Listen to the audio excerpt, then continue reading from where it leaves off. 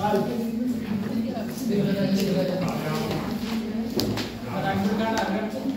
भाई, कहाँ काम पेपर है? रामपुर।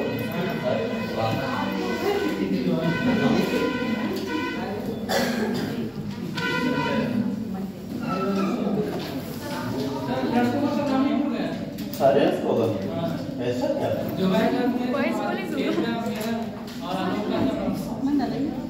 अच्छा,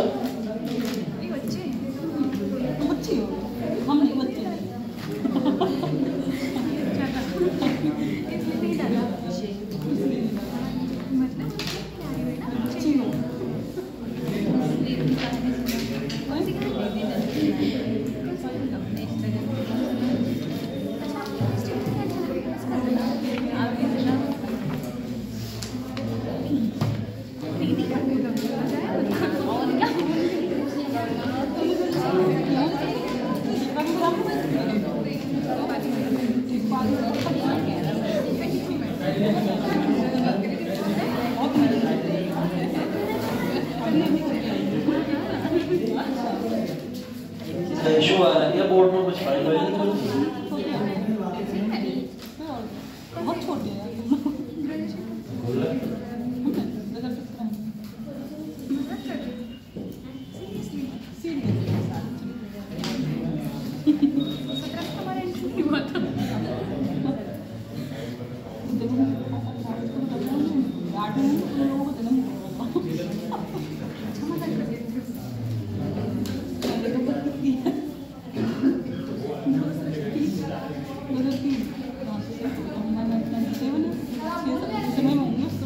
हाँ यार देखा हूँ।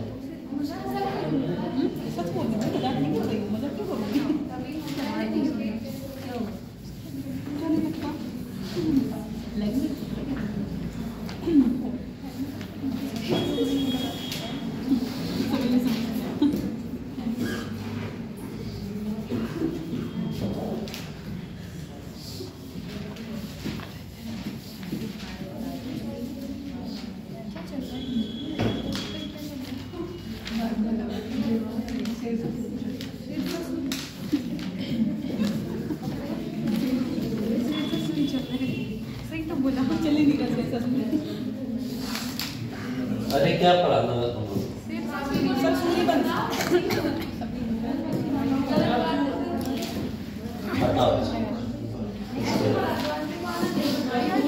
हाँ, फाइल ही नहीं खोल रही ऐसे वो नहीं खोल रही, परसों भी नहीं खोल रही, पता नहीं क्या हो गया। वो तरीका पता है हमें कैसे खोलेगी? कैमरा चल रहा है, बाद में करेंगे, बाद में करेंगे।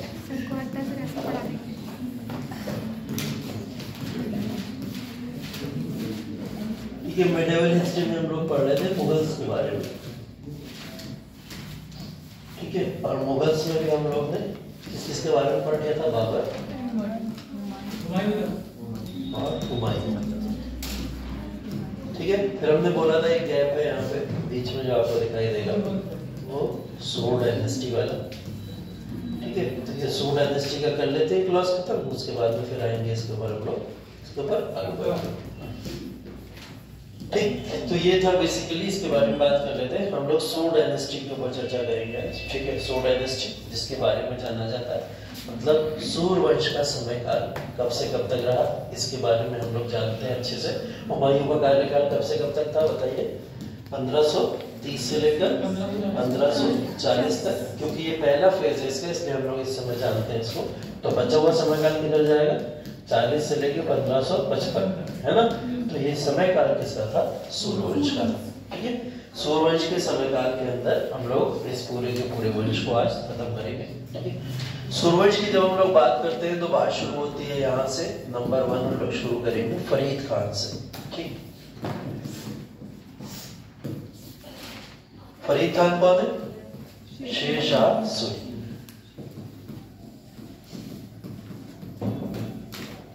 ठीक है। फरीद खान जो है बेसिकली ऐसा माना जाता है, सूर्यवंश की जब स्थापना हुई थी और सूर्यवंश जब यहाँ पे आया उससे पहले ही काफी समय से फरीद खां भारत के अंदर या यहाँ पे इंडियन टेरिटरी के अंदर अपनी सत्ता के साथ में किसी न किसी रीजनल पावर्स के साथ में यहाँ पे रूल करता हुआ दिखाई दे रहा था।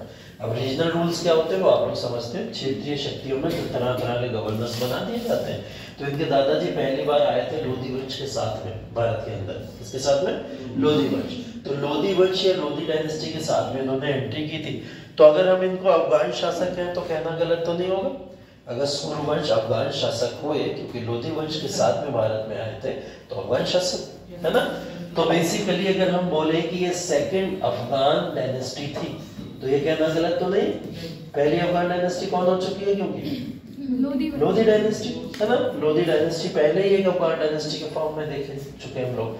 शेरशाह सूरी जो इस समय में था, शेरशाह सूरी का समय काल बेसिकली हम बात करें अगर 15, 26 और 27 ये समय काल भी है जिस समय में शेरशाह सूरी पॉलिटिकली एक्टिव दिखाई देता है। रूल तो आप देखोगे इसका 1540 में शुरू होगा, बट 26-27 में भी पॉलिटिकली एक्टिव दिखाई देता है। कैसे दिखाई देता है? आपको याद होगा मैंने आपको बाबर की कुछ लड़ाइयां बताई है ना। बाबर की कुछ लड़ाइयों में 1526 कहाँ पे थी? पानीपत। 1527 खानवा, ठीक है, और 1528 घाघरा, ठीक है। तो ये खानवा और जो घाघरा की लड़ाइयां हैं, इन दोनों लड़ाइयों के अंदर पार्टिसिपेट किया था शेरशाह सूरी ने, ठीक है। शेरशाह सूरी इन दोनों लड़ाइयों में पार्टिसिपेट किया था बाबर की तरफ से।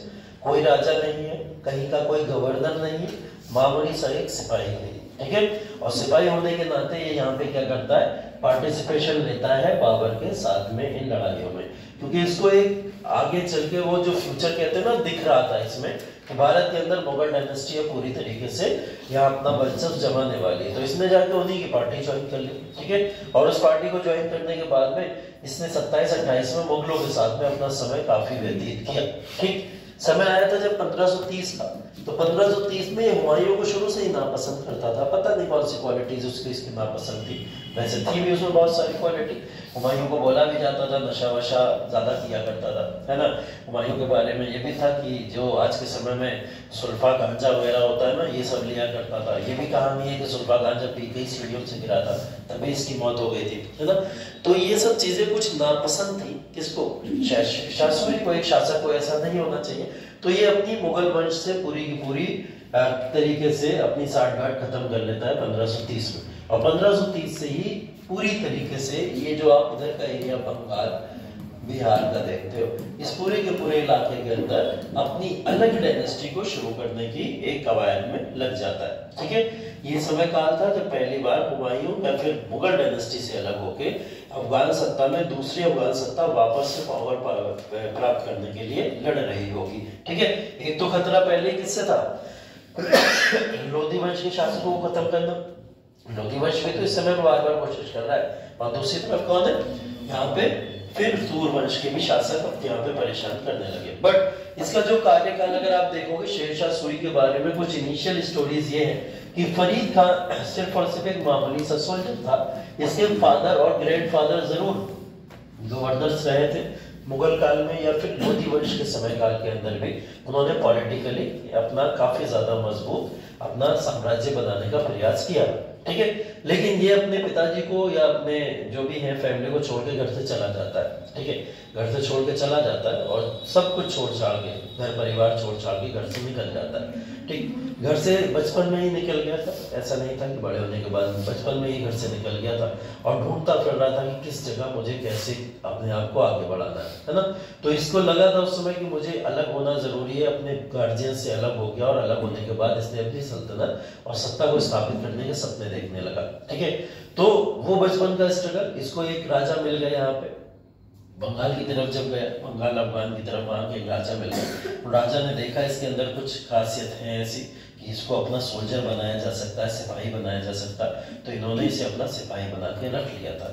हुआ क्या था, एक्चुअल में राजा का बेटा शेर के साथ में खेल गया, है ना। शेर सामने आ गया उसके अचानक से और इसने उस शेर को पकड़ के मार दिया था, छोटा बचपन में। तब से इसका नाम शेर शाह पड़ गया था, है ना।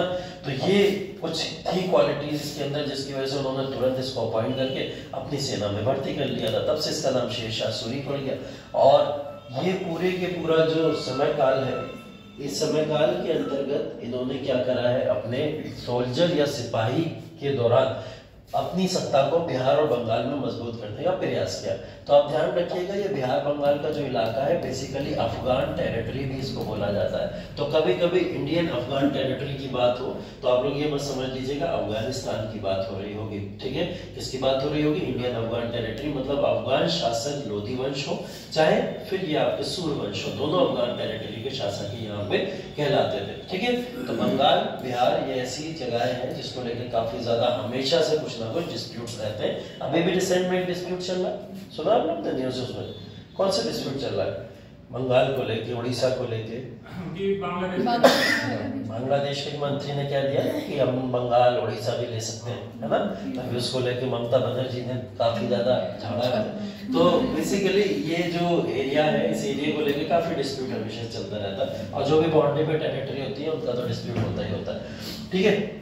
तो फिलहाल फरीद खान यहाँ पे आते हैं सत्ता के अंदर। 30 से लेके 40 तक हुमायूं के साथ में स्ट्रगल दिखाई देता है, और इस 30 से 40 के स्ट्रगल में सबसे बड़े स्ट्रगल 1539 और 1540 के थे। इन दोनों स्ट्रगल के बारे में हम पढ़ चुके। 39 में कौन सा युद्ध हुआ था? 64। 40 में कन्नौज का, ठीक है। 39 और 40 दोनों में हुमायूं को हरा देते हैं, ठीक है।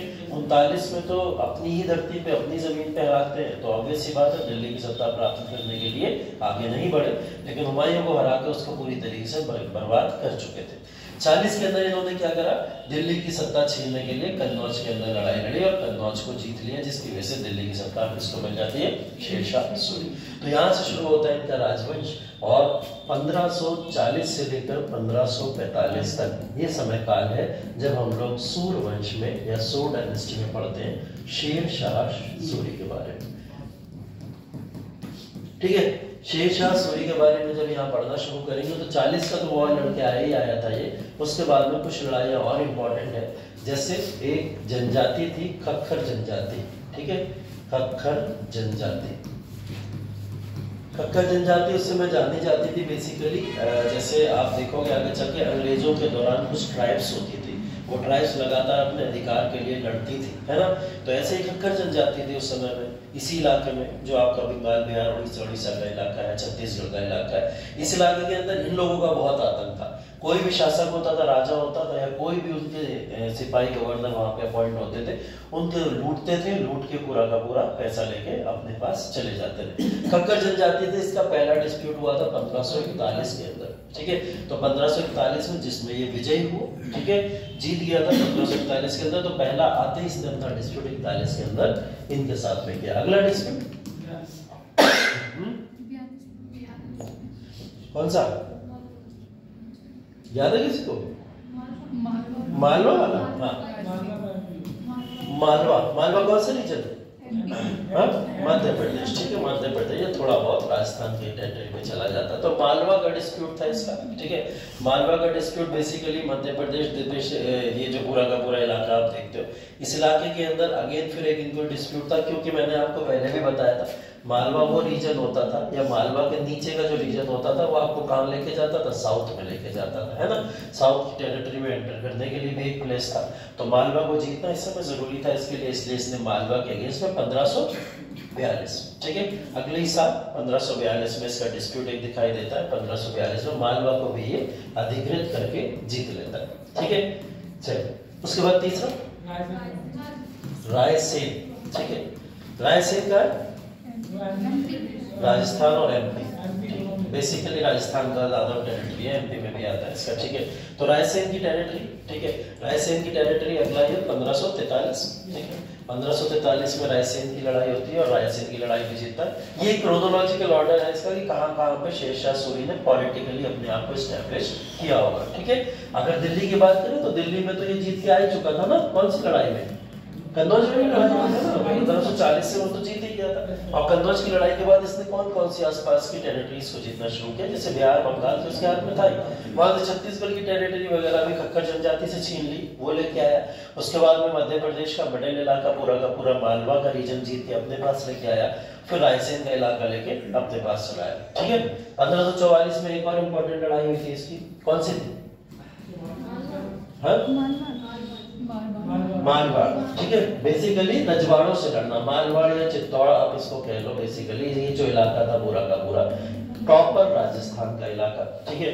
तो इस इलाके के अंदर इनकी एक लड़ाई देखी गई 1544 के अंदर, जिसके अंदर इन्होंने राजपूतों के ऊपर अधिग्रहण कर लिया था। राजपूत पॉपुलर थे बहुत ज्यादा अपने किले को बनाने के लिए, फोर्ट्स को बनाने के लिए, तो वो किले विले बनाते थे। जैसे समय में चित्तौड़ का किला था, ठीक है, चित्तौड़ के फोर्ट को जीतने के लिए इसने ये लड़ाई लड़ी थी और चित्तौड़ के फोर्ट को ये जीत भी लेता है। इस समय में चित्तौड़ का फोर्ट इसके हाथ में आ जाता है, जिससे ये बात भी साबित हो जाती है कि अब शेरशाह सूरी राजस्थान या फिर इस पूरे के पूरे इलाके के ऊपर भी, राजपूतों के ऊपर भी अपना कंट्रोल स्टैब्लिश कर चुका है, ठीक है। तो आप देख लो कि किस तरीके से, जैसे बाबर ने जो क्रोनोलॉजिकल ऑर्डर फॉलो किया था पूरी टेरिटरीज को जीतने का, वैसे ही कुछ आपको इसमें भी दिखाई देता है शेरशाह सूरी के अंदर। तो शेरशाह सूरी अपनी ये लड़ाई को लड़के, मालवा की लड़ाई को लड़के आगे बढ़ता है और अब जाता है कालिंजर। कालिंजर का हाँ जी, यूपी। कालिंजर बेसिकली एक फोर्ट है, किला है, ठीक है। आज के समय में तो सब डिस्ट्रॉय हो चुका है, लेकिन पहले एक फोर्ट हुआ करता था, कालिंजर का फोर्ट। कालिंजर का फोर्ट बेसिकली जाना जाता था कि फिर से अगेन अगर आपको दुश्मनों को अगर भेजना है तो पहले कालिंजर को जीतना पड़ेगा, तब जाके वो इलाका जीते, ठीक है। दिल्ली पे कंट्रोल का मतलब यूपी पे कंट्रोल होता था, पहले हमेशा के शासकों का यही मानना था, दिल्ली पे कंट्रोल मतलब यूपी पे कंट्रोल, है ना। लेकिन अनफॉर्चुनेटली ये सब कुछ जीतता चला गया, लेकिन इसको कालिंजर ही नहीं मिला, यूपी ही नहीं मिला था, यूपी का इलाका नहीं मिला था, सब जीतता जा रहा था, ये नहीं मिला। अंत में इसने कोशिश करी, लेकिन ये भी कोशिश इसकी अंतिम ही है ना, क्योंकि कालिंजर के फोर्ट में ये स्वयं गया था। वैसे तो हर लड़ाई में लगभग स्वयं ही जाता था, लेकिन अपने सैनिकों को आगे रखता था। कालिंजर के फोर्ट में खुद आगे बढ़ के अगुवाई कर रहा था, ठीक है।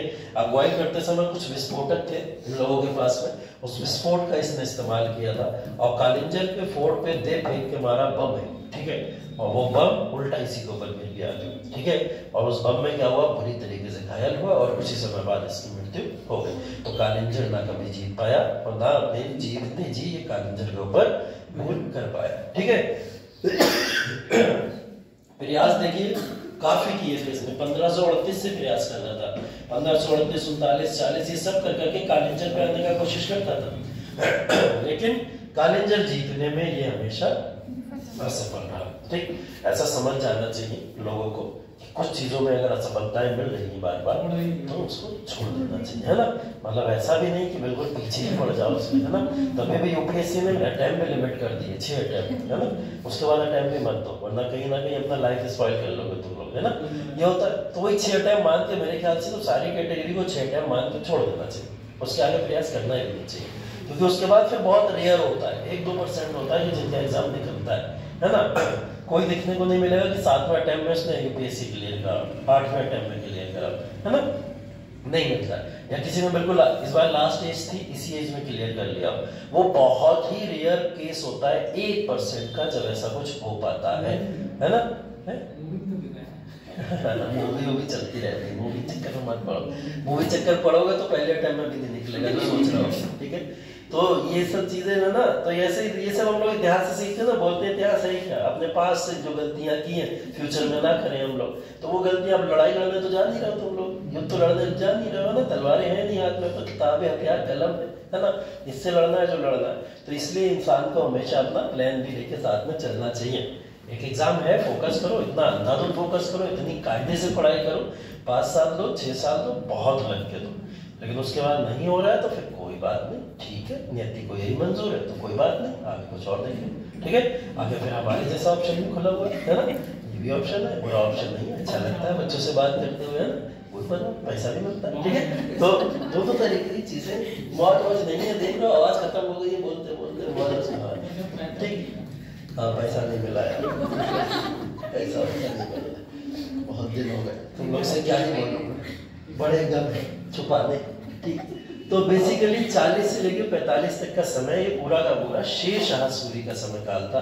और इस शेरशाह सूरी के समय काल के अंदर हम लोग इसकी पॉलिटिकल इन्वॉल्वमेंट देख सकते हैं कि कितनी तेजी से इसने पूरे भारत के ऊपर कंट्रोल करने के प्रयास किए होंगे, ठीक है। एक मामूली सा शुरू की स्टोरी बताने का मतलब ये कि एक मामूली सा इंसान किस तरीके से एक राजा बना और राजा बन के किस तरीके से उसने लगभग आधे भारत में, तो हम कह सकते हैं उत्तर भारत के पूरे इलाके पे कंट्रोल एस्टैब्लिश किया। एक जगह नहीं कर पाया और वो कभी कर भी नहीं पाया, उसमें ये असफल होके हार के चला जाता है। ठीक है, तो पॉलिटिकल स्टोरी तो इनकी ये है, ये ध्यान रखना जरूरी है। 45 के बाद में बहुत सारे शासक आए हैं, इसकी क्रोनोलॉजी लगाने को आएगी तो लगा लीजिएगा, बट ध्यान रखिएगा नाम आता है सिकंदर शाह का।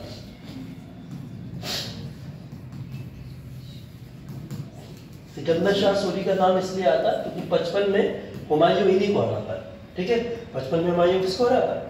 सिकंदर शाह सूरी को हराता है। तो ये क्वेश्चन बहुत रिलेवेंट है, वरना बीच में आलम शाह सूरी आएंगे। ठीक है, और इस तरीके के क्रोनोलॉजिकल ऑर्डर के तौर पर अभी वो मैं लिखा दूंगा आपको, वो आप मेंशन कर लीजिएगा। लेकिन ये ध्यान रखिएगा कि आपको एक नाम तो जरूर ध्यान रखना है, सिकंदर शाह सूरी, जो 55 के समय में उस समय थे जब हुमायूं यहाँ पे अटैक करता है भारत के ऊपर वापस। ठीक है, इसके बाद कुछ इकोनॉमिक पर्सपेक्टिव है। इकोनॉमिक पर्सपेक्टिव, क्योंकि पॉलिटिकल पर्सपेक्टिव हम लोगों ने देख लिया, पॉलिटिकली इन्वॉल्वमेंट इनका इस तरीके का था। इकोनॉमिक पर्सपेक्टिव या फिर मैं कहूं एक तरीके से एडमिनिस्ट्रेटिव एंड इकोनॉमिक पर्सपेक्टिव तो कहना उचित होगा। मतलब प्रशासनिक और राजस्व क्या तरीके के उपाय थे जो इन्होंने भारत में यूज किए हों। ठीक है, और जो आज के समय तक भारत के अंदर उपयोग किए जाते हैं। मतलब अगर मैं कहूं कि इनके बाद में शेरशाह सूरी के बाद में अगर अकबर शासन करने जो आया था, तो अकबर ने अपना शासन मेजर ऑफ द सूरी के पूरे एडमिनिस्ट्रेशन के ऊपर किया, है ना। जैसा प्रशासन सूरी बना के गए उसी तरीके का सेम प्रशासन अकबर यहाँ पे करता हुआ दिखाई देता है। ठीक है, तो यहाँ पे सिकंदर सूरी के बारे में सबसे ज्यादा पॉपुलर चीज ये थी कि इसके समय में एक क्रोनोलॉजिकल ऑर्डर बहुत सटीक देखा गया, जो इससे पहले के शासकों के दौरान नहीं देखा जाता था। ठीक है, कुछ अलग अलग तरीके के विभाग होते थे, ये आप लोग भी देख चुके हो। दीवान वजारत होता था, दीवान अर्ज होता था, है ना। इस तरीके के विभाग की प्रणाली अभी भी चल रही है, विभाग की प्रणाली में कोई परिवर्तन नहीं हुआ। लेकिन एक क्रोनोलॉजिकल ऑर्डर ये था कि राजा जो सबसे सुप्रीम है यहाँ पे, जो किंग सबसे सुप्रीम है, उस किंग के पास में यहाँ पे दो तरीके की शक्तियां रहती थी। ठीक है, एक शक्ति की अगर बात करें तो यहाँ पे पूरे के पूरे प्रशासन को चलाने की पावर सीधे राजा अपने हाथों में रखा करता था। और दूसरी चीज, प्रशासन के अलावा डायरेक्ट आर्मी की जो टोटल पावर थी वो भी अपने हाथों में रखा करता था। आर्मी को अपॉइंट करना, आर्मी को लीड करना, कमांडर इनके अंडर में काम करेगा, ये सब चीजें राजा के द्वारा की जाती थी। प्रशासन का मतलब जितने भी विभाग होते थे वो डायरेक्ट किसके कंट्रोल में होते थे? राजा के कंट्रोल में होते थे। पीछे अभी तक हमने देखे हैं ऐसी चीजें होती थी, बट इसके ऊपर ज्यादा अधिकरण किसका होता था? वो कोई ना कोई ऐसी पोस्ट होती थी, कोई ऐसा दरबारी होता था जो उसके ऊपर अपना कंट्रोल स्थापित किया करता था। लेकिन इस समय में क्या करा गया था? राजा के कंट्रोल में ये दो चीजें पूरी तरीके से स्वतंत्र फॉर्म में दे दी गई थी। राजा के बाद में यहाँ पे आता था एक मिनिस्टर, ठीक है, या दीवान वजारत को हम लोग अगर यहाँ पे फिर से लाए तो यहाँ पे एक वजीर आता था। ठीक है, कौन आता था? वजीर आता था। दीवान वजारत को वो पूरी तरीके से हेड करता था। और वजीर क्या करता था? यहाँ पे वजीर क्या करता था कि मार्केट पॉलिसी को पूरी तरीके से यहाँ पे देखा करता था। ठीक है, हाँ, मार्केट पॉलिसी का मतलब जितनी भी आर्थिक तौर पे या आर्थिकी रूप से जितने भी सिस्टम होते थे उन सब पर कंट्रोल करने के लिए वजीर को यहाँ पे रखा हुआ था। वजीर के बाद एक पोस्ट होती थी गवर्नर की। ठीक है, गवर्नर होता था। गवर्नर को जो कार्यभार दिया था वो सारे राज्यों का दिया गया था। ठीक है, राज्यों का मतलब बेसिकली जितने भी स्टेट्स या प्रोविंसेस उस समय में होते थे, बेसिकली उन स्टेट प्रोविंसेस में वही सारी शक्तियां जो यहाँ राजा रखता है वो इसके पास में रहा करते थे। ठीक है, सेंटर की सारी शक्तियां इसके पास है और कई प्रोविंसेस में जो टूटा हुआ भारत है उसकी सारी शक्तियां जिसके पास होती थी यहाँ पे गवर्नर के पास में हुआ करते थे। ठीक है, गवर्नर के बाद में यहाँ पे एक आता था पुलिस प्रमुख। ठीक है, पुलिस प्रमुख एक आता था। पुलिस प्रमुख का मतलब होता था कानून व्यवस्था को देखना। कानून व्यवस्था को देखने के लिए इसने विलेज सिस्टम लागू किया था। ठीक है, ग्रामीण विभाग कुछ लागू किए थे जहां पे ग्राम से लेकर उच्च स्तर तक हर जगह पुलिस सेवाएं दी जाती थी और लोगों की सेफ्टी के लिए कार्य किए जाते थे। तो पुलिस विभाग ऐसा पुलिस प्रणाली का सिस्टम इसने शुरू किया था। ठीक है, और पुलिस प्रणाली का सिस्टम के बाद में इसने क्या करा था? जो आपकी बेसिकली रेवेन्यू होता है, राजस्व होता है। ठीक है, राजस्व के लिए भी इसने कुछ अधिकारियों को अपॉइंट किया हुआ था। वो क्या करा करते थे, जमीन का जितना भी टैक्स होता था या टैक्सेशन होता था उसको कलेक्ट करके सीधा किसके पास पहुंचाते थे, राजा के पास में। कोई बीच में मीडिएटर ही नहीं, किसी भी तरीके का कोई वर्ग नहीं होता था, सीधा सीधा उठा के राजस्व किसके हाथों में जाता था, राजा के हाथों में जाया करता था। ठीक है, तो कुछ इस तरीके का एडमिनिस्ट्रेटिव सिस्टम इसमें यहाँ पे इसने डिवाइड करके रखा हुआ था। एडमिनिस्ट्रेटिव सिस्टम में कुछ चीजें अलग इसके बारे में ये थी कि इसने कुछ चीजें भारत के अंदर काफी सटीक तौर पर करना शुरू करी, जैसे करेंसी का चलन। ठीक है, करेंसी का चलन हम पहले भी देख चुके और कई बार असफल होता है, ऐसा भी देखा हमने, लेकिन शेरशाह सूरी के समय में चलाई गई करेंसी आज तक उपयोगी है, रुपया।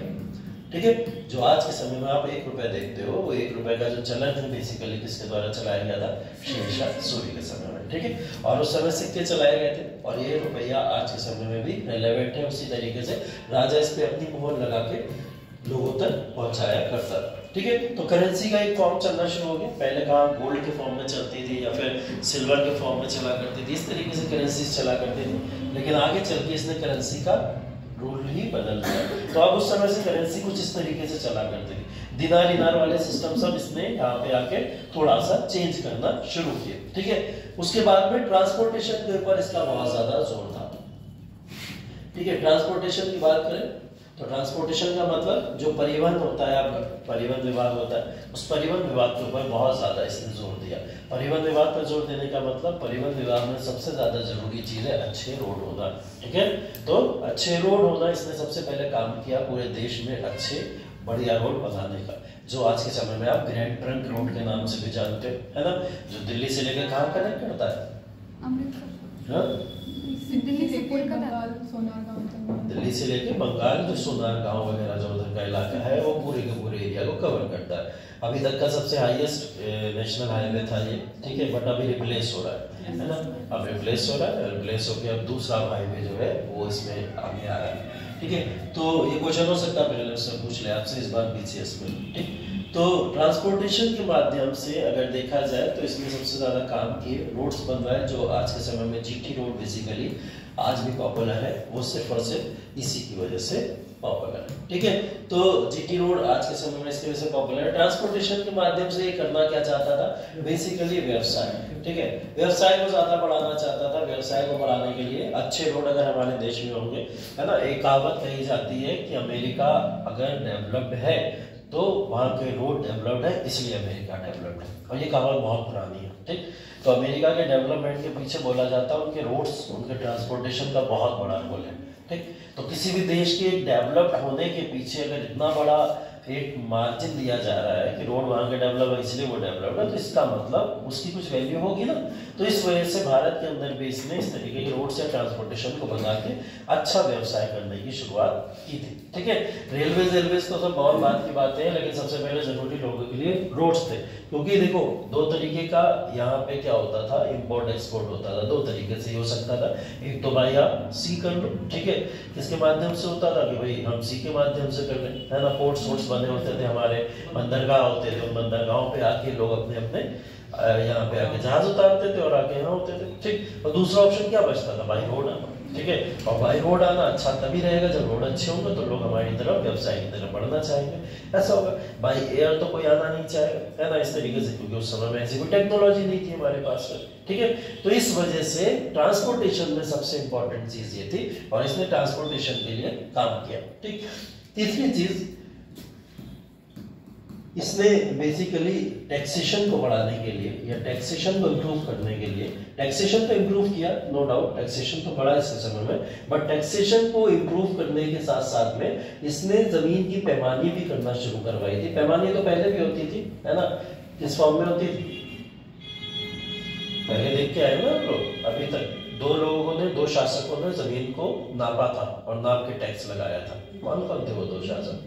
सिकंदर लोधी ने, हाँ, गजे सिकंदरी जिसको बोलते हैं, और अलाउद्दीन खिलजी। ठीक है, दो लोगों ने अपनी जमीन को पैमानी या जमीन को नाप के उसके ऊपर टैक्स लगाना शुरू किया था। ये व्यक्ति वो था जिसने भारत के अंदर वो सिस्टम लागू कर दिया जो आज भी चलता है। ठीक है, जो आज भी चलता है भारत के अंदर कौन सा सिस्टम चलता है जमीन को नापने के लिए? जमीन को जब मेजरमेंट किया जाता है तो कैसे किया जाता है?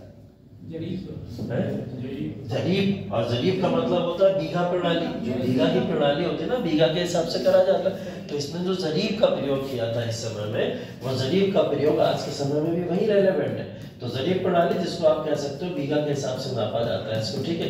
बीघा की प्रणाली इसी समय में शुरू हुई। जरीब का मतलब क्या होता है? एक बम्बू टाइप का होता है, ठीक है, बड़ा सा। और उस बम्बू में क्या करा जाता है? 3-4 बम्बू आप ऐसे करके लगाते हो लाइन से और खेत को नापने का प्रयास करते हो।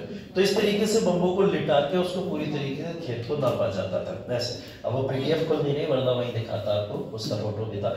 तो जरीब सिस्टम बेसिकली इसने लागू किया था यहाँ पे, और उससे अब भूमि की पैमाइश हुआ करती, ठीक है। अब वो बीघा या प्रणाली वाली जो आज के समय में भी आप देखते हो, अब एक्चुअल में हमें पता चलने लगा कि जमीन कितनी है और 1 बीघा लैंड के ऊपर कितना ज्यादा प्रोडक्शन हो सकता है, और उस प्रोडक्शन में कितना टैक्स लगा दिया जाए जिससे शासक को भी पैसा बचता रहे और साथ साथ में भाई जनता भी पैसा उससे कमाती रहे, ठीक है। इसके अलावा इसने कुछ यहाँ पे सामाजिक कार्य या सोशल वर्क, जैसे भी हमने पहले भी देखे, कुछ शासकों ने किए, इसने भी किए। जैसे एक इसके समय में काफी पॉपुलर था पीडीएस प्रणाली शुरू करना, ठीक है। पीडीएस प्रणाली समझते हैं आप लोग? पब्लिक डिस्ट्रीब्यूशन सिस्टम, है ना, राशन, जो आज के समय में राशन वगैरह कहते हो। ये राशन प्रणाली भारत में पहले भी रही है, ठीक है। भारत में पहले भी राशन प्रणाली रही है, और राशन प्रणाली को शुरू भी अलाउद्दीन खिलजी ने किया था, ठीक है। रही है, अलाउद्दीन खिलजी इसको एक बार शुरू कर चुका था, बट नियमित तौर पर नहीं किया था, ठीक है।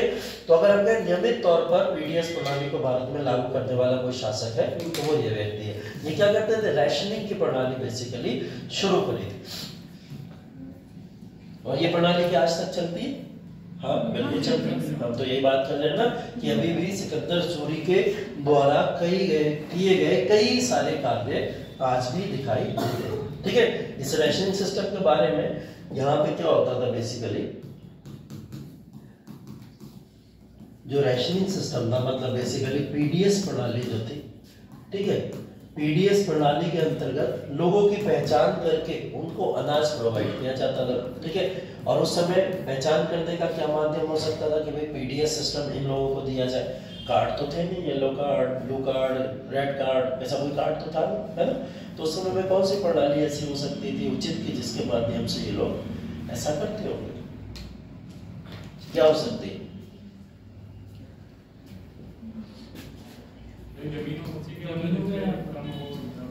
जमीनों के आधार पर, जमीनें उपजाऊ किसकी कितनी है, इसके बाद कितनी है उसके बेसिस पे, ठीक है। एम्प्लॉयमेंट सिस्टम पे था, रोजगार सिस्टम पे था। अगर किसी के पास रोजगार नहीं है, एम्प्लॉयमेंट नहीं है, तो वो व्यक्ति भी उसके अंडर में कैटेगरी में पीडीएस में आता था, ठीक है। हाँ बिल्कुल इसी तरीके से मेजरमेंट किया जाता था पीडीएस प्रणाली का अनाज देने के लिए, ठीक है। आज के समय में ये प्रणाली थोड़ी सी अलग हो गई, कार्ड के बेसिस पे दिया जाता है, ठीक है। पीडीएस प्रणाली में जो ये रेशनिंग वाला सिस्टम होता है, इस रेशनिंग सिस्टम में बेसिकली एक वर्ड का यूज होता है आज के समय में पीएसएल, ठीक है। इसको प्रायोरिटी सेक्टर लैंडिंग बोला जाता है बेसिकली, ठीक है। प्रायोरिटी सेक्टर लैंडिंग में यहाँ बता दे रहा हूँ क्योंकि हो सकता है पीसीएस में काम आ जाए, बहुत न्यूज में चला है इस समय में, ठीक है। हो सकता है अभी आ जाए, जो लोग पीसीएस दे रहे होंगे उनके काम आ जाएगा। पीएसएल सिस्टम का मतलब बेसिकली प्रायोरिटी सेक्टर लैंडिंग से होता है। प्रायोरिटी सेक्टर लैंडिंग का मतलब ये होता है कि हम प्रायोरिटी के बेसिस पे, ठीक है, प्रायोरिटी का मतलब जो सबसे ऊपर जिनको रखना चाहिए उसके बेसिस पे किसी को लैंडिंग करते हैं। लैंडिंग का मतलब क्या होता है? लोन देना, ठीक है। क्या होता है? लोन देना, ठीक। तो हम प्रायोरिटी सेक्टर लैंडिंग करते हैं, इसको बेसिकली राशनिंग बोला जाता है। हमारे दुनिया में एक कंट्री है रशिया।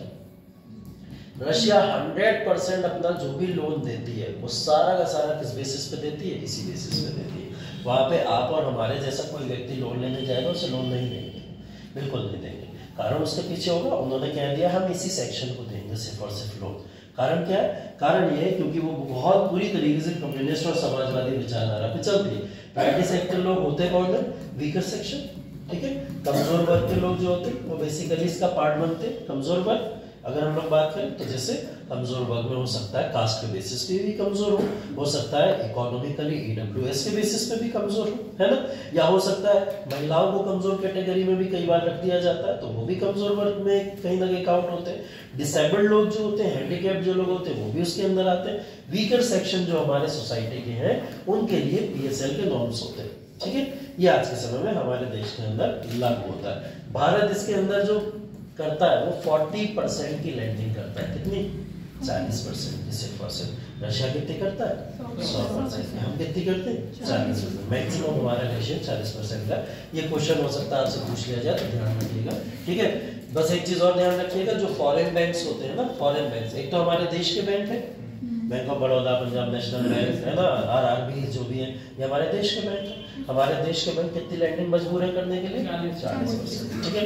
ये जो फॉरेन बैंक्स है ये करते हैं 32%, ठीक, 32% की लैंडिंग करते हैं। बस ये वाला एक डिफरेंस याद रखिएगा। ये क्वेश्चन को फॉर्म में कभी पूछा जा सकता है, हो सकता है वहां पे ऐसा कुछ आ जाए, ठीक है।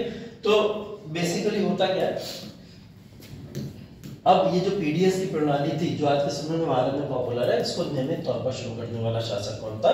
शेरशाह सूरी था, ठीक है। इसलिए शेरशाह सूरी को हम लोग जानते हैं। अब आगे देखिए फिर क्या होता है। इसके बाद में बेसिकली शेरशाह सूरी का जो समय काल है, ठीक है, जैसे हमने बात करी 40 से लेकर 45 तक का समय काल। इस समय में पैरेलल क्या क्या चीजें इस समय में देखने को मिल रही हैं दुनिया भर के अंदर, ठीक है। तो इस समय में पैरेलल क्या क्या चीजें, वो एक फैक्ट आपसे पूछा जा सकता है। जैसे पैरेलल की बात करें तो हम हुमायूं के ऊपर नजर रखेंगे अपनी, ठीक है, कि हुमायूं उस समय में 40 से 45 में है कहाँ और क्या कर रहा है, इसके ऊपर नजर रखना जरूरी है, ठीक है। क्योंकि जैसा मैंने आपको पहले भी बताया था कि बाबर जब भारत के अंदर आया था तो बाबर के समय में क्या क्या चीजें उस समय में देश भर में हो रही थी और कौन सी चीजें हो रही थी। हुमायूं के ऊपर अगर ध्यान रखा जाए थोड़ा सा, तो इससे एक बात ये पता चलती है कि हुमायूं 1540 में और 1542 तक ये 2 साल इसने अपने काम गुजारे थे पंजाब के अंदर, जो हम लोग बात कर रहे थे, ठीक है। अमरकोट नाम की एक जगह थी, उस अमरकोट में इन्होंने अपना 2 साल 40 से 42 तक का गुजारा था, ठीक है। तो ये 40 से 42 तक का समयकाल अमरकोट के राजा के संरक्षण में गुजारा। इसके बाद में 1542 में ये चले गए और 42 से लेके 1555 तक इनका जो सारा का सारा समय था वो कहाँ गुजरा था? ईरान या ईरान में, ठीक है। इस पूरी की पूरी जगहों पे इन्होंने कुछ सफाविद शासकों के साथ में गठबंधन किए थे। कौन से शासक? सफाविद, नाम याद रखिएगा, कहीं भी क्रोनोलॉजिकल टच मार सकता है। सफाविद कुछ शासकों के साथ में ईरान और इराक की टेरिटरी के अंदर संपर्क साधे, जहां पे इनको एक बहुत वफादार कौन मिला था? इनका गवर्नर मिला था, या गवर्नर कह लीजिए, कमांडर कह लीजिए, या फिर अकबर की देखरेख करने वाला व्यक्ति कह लीजिए। कौन? बैरम खान, ठीक है। बैरम खान मिला। बैरम खान ने इनकी सेना को मजबूत करके भारत के अंदर वापस पहुंचाया और 1555 के अंदर इन्होंने आके यहाँ पे अपना रूल वापस से इस्टेब्लिश किया, ठीक है। ये जो हुमायूं का हो गया। हुमायूं के बाद में इस समय में अकबर को भी देखना थोड़ा सा जरूरी है, क्योंकि अकबर इसी के बाद में आके शेरशाह सूरी के समय में अपना रूल इस्टेब्लिश करेंगे, ठीक है, मतलब सूर्यवंश के अंत में। तो अब यहाँ देखते हैं कि 1542 में यहाँ पे जन्म होता है अकबर का, इसी समय काल के अंदर, ठीक है। अमरकोट के अंदर यहाँ पे जन्म हुआ था। अमरकोट में जन्म हुआ था, तभी पहली बार 1556 के अंदर इन्होंने जो अपनी शपथ ली थी राजा बनने की, वो भी कहाँ ली थी? अमरकोट में ही ली थी। 2 बार राज्याभिषेक हुआ है अकबर का, 1 बार नहीं 2 बार हुआ। एक बार अमरकोट में हो गया था, जैसी मौत की खबर आई थी हुमायूं अब मर गए और जैसी मौत की खबर आई तुरंत अमरकोट में इनका राज्याभिषेक कराया गया था, ठीक। तो 1556 के अंदर वापस से ये आते हैं। 56 में एक बार शपथ ली अमरकोट में। अब यहाँ पे पानीपत की लड़ाई हो जाती है और पानीपत की लड़ाई के बाद में वापस से ही अपना रूल एस्टेब्लिश करने दिल्ली की गद्दी पे आते हैं और यहाँ पे आके दूसरी शपथ लेते हैं, ठीक है। चलो तीसरा एक और शासक है भारत के अंदर जिसका नाम है महमूद शाह, ठीक है। अफगान है, ठीक, और अफगान कौन सा वाला? लोधी वाला, ठीक है। लोधी डायनेस्टी वाला अफगान है।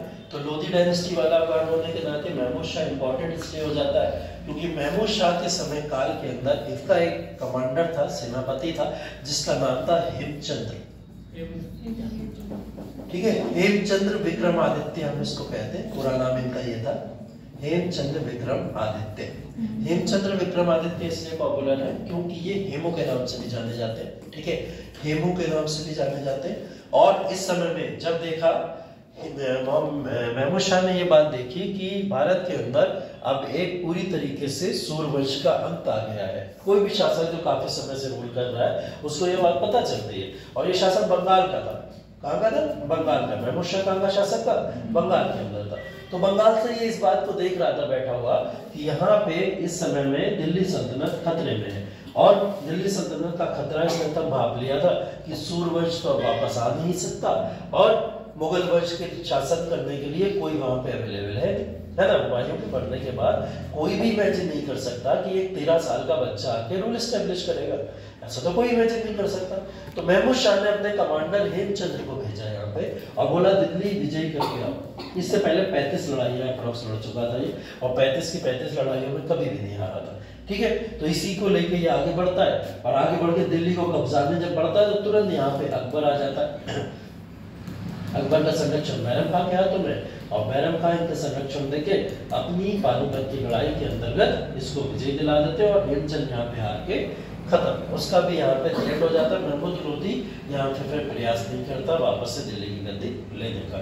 इस तरीके से 1556 में वापस आ जाती है। ठीक है, तो शेरशाह सूरी या सूर्यवंश के समयकाल के अंदर जितने भी आपके राजनीतिक इंपॉर्टेंट घटनाएं घटित हुई हैं, वो इंपॉर्टेंट घटनाएं भी आपको पता होना जरूरी है। ठीक है, तो जो हेमचंद था वो राजा था या मतलब? नहीं, राजा नहीं था, कमांडर था।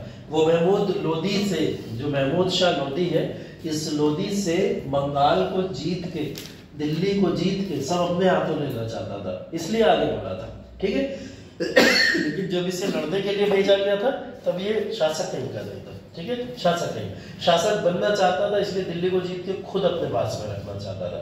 महमूद लोधी को लगा जरूर ऐसा था कि महमूद शाह को जरूर ऐसा लगा था कि हाँ हो सकता है कि हेमचंद इनको जीत के दिल्ली दिला देगा, लेकिन उसके मन में बहुत साफ था कि वो दिल्ली जीत के खुद उसके ऊपर रूल करना चाहता था। ठीक है, तो ये बात ध्यान रखिएगा। यहाँ तक किसी को समस्या? जितनी चीजें देख ली आप लोगों ने समझ ली। ठीक है, देख लो एक बार फिर से, फिर अगले टॉपिक के ऊपर जाएंगे हम लोग।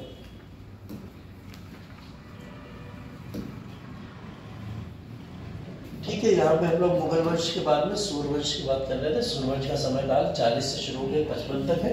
ठीक है, 40 से 55 तक ये समयकाल चलेगा, और इस समयकाल के अंदर हम इसको सेकंड अफगान डायनेस्टी के नाम से जानते हैं। ठीक है, सेकंड अफगान डायनेस्टी का मतलब भारत के अंदर इससे पहले की अफगान डायनेस्टी लोधी वंश रह चुका है। ठीक है, इसमें एक बहुत इंपॉर्टेंट कैरेक्टर जिसका नाम है शेरशाह सूरी। तो शेरशाह सूरी के बारे में हमने उनकी कुछ राजनीतिक लड़ाइयों की बात करी यहाँ पे। ठीक है, कौन कौन सी लड़ाइयाँ वो यहाँ पे लड़के गए थे, वो राजनीतिक लड़ाइयाँ, और उन लड़ाइयाँ, ये लगभग 5 लड़ाइयाँ याद रखिएगा। पहले हमने खक्कर जनजाति से देखी, दूसरी मालवा से देखी, तीसरी रायसेन से देखी है, चौथी हमारे पास में मालवाड़ या फिर चित्तौड़ की है, और 5वीं हमारे पास कालिंचन।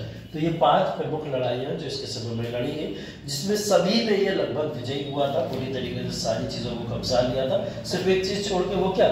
कालिंचन में घायल हो गया। घायल होने के बाद इसकी मृत्यु यहाँ पे हो जाती है। ठीक है,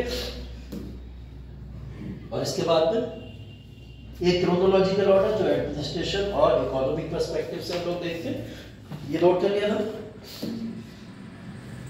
ठीक है, फेडरेशन सिस्टम थोड़ा बहुत ये बता दिया मैंने आपको, और बाकी फिर इसका जो इसके पैरेलल में कौन कौन से राजवंश और क्या क्या चीजें इसके समयकाल में हो रही है, वो चीजें कुछ हम लोग ने यहाँ देख ली। ठीक है, तो ये सब है सिकंदर सूरी के बारे में या फिर सूर्यवंश के बारे में। ठीक, इतना भी याद रखोगे तो आपके एग्जाम के लिए सफिशिएंट है। मेंस में क्वेश्चन आ जाएगा।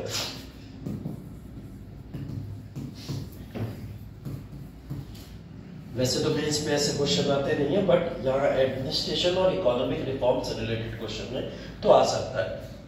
ठीक है, तो ये बेसिकली इससे रिलेटेड क्वेश्चन ये आ सकता है कि शेरशाह सूरी जो है उसका administration, economic reforms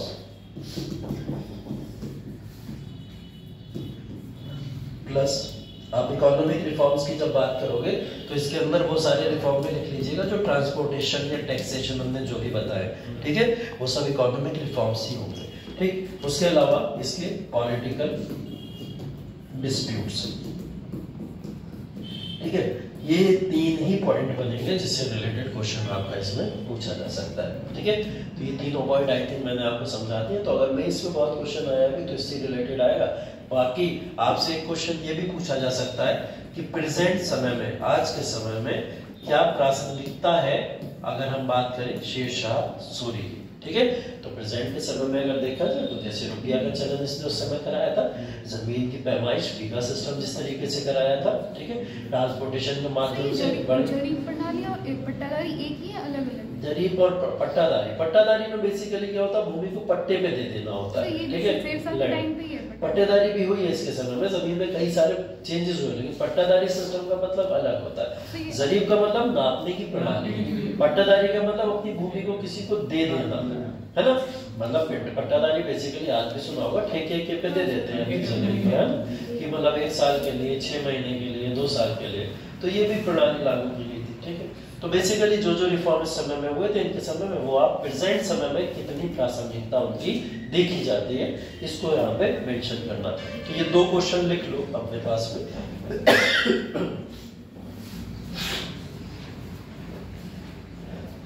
Sher Shah Suri के समय काल के, शेरशाह सूरी के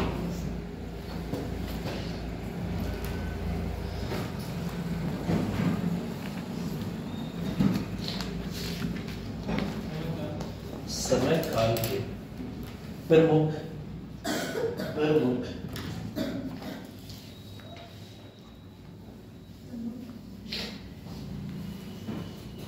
शेरशाह सूरी के समय काल के प्रमुख प्रशासनिक, आर्थिक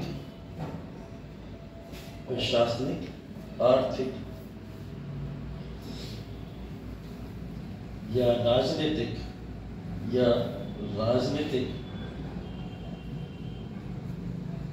सुधारों का वर्णन करें।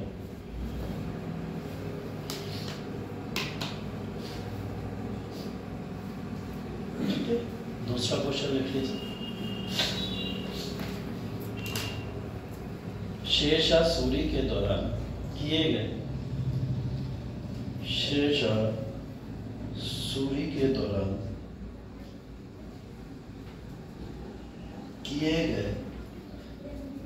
प्रशासनिक सुधारों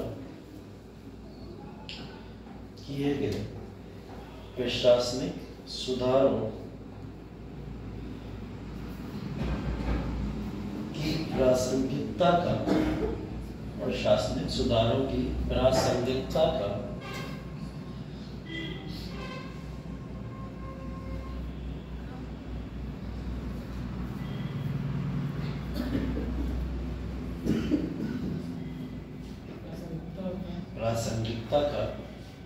वर्तमान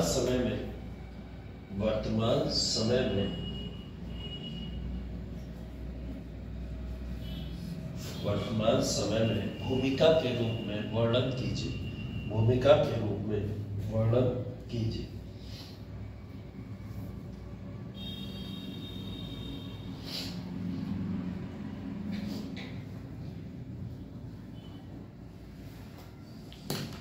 ठीक है, बाकी कुछ फैक्ट है 1 लाइनर टाइप, अगर आएंगे एग्जाम में तो लिख लीजिएगा, नोट कर लीजिए इसमें।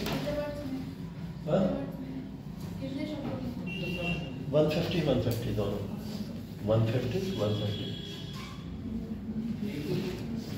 लांची ऐसे पूछती है जैसे डांट। हाँ, तो कुछ लिख लीजिए, फैक्ट लिख लीजिए इसके बारे में, इंपॉर्टेंट फैक्ट्स लिख लीजिए, इंपॉर्टेंट नोट करके लिख लीजिए। शेरशाह सूरी के ही समय काल के प्रशासन की बात है, जैसे पॉइंट वाइज लिखना है। पुराना किला, पुराना, नया नहीं, पुराना किला और इसकी मस्जिद,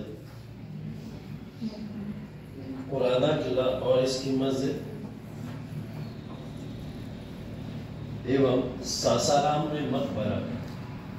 सासाराम में मकबरा किसका है? शेरशाह सूरी। और सासाराम का बिहार। सासाराम में मकबरा का निर्माण इसी अवधि के दौरान हुआ, का निर्माण इसी अवधि के दौरान हुआ।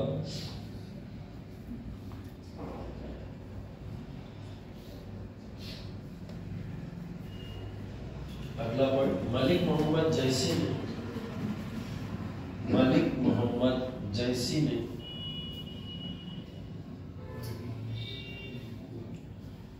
इसी शासनकाल के दौरान, इसी शासनकाल के दौरान पद्मावत लिखी, पद्मावत लिखी थी।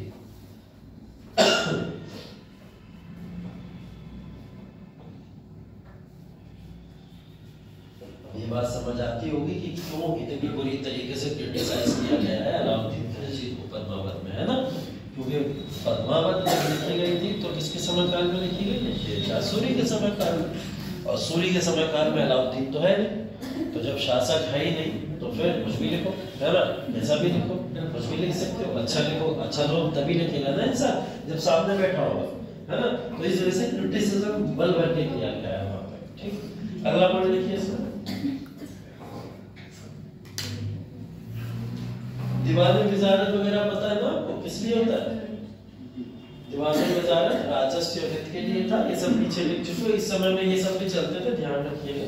ठीक है, बस जो कुछ पॉइंट है लिख लीजिए।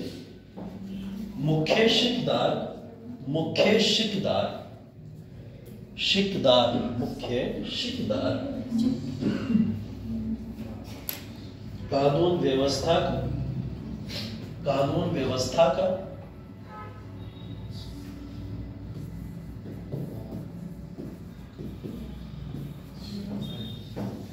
और मुख्य मुंसिफ, और मुख्य मुंसिफ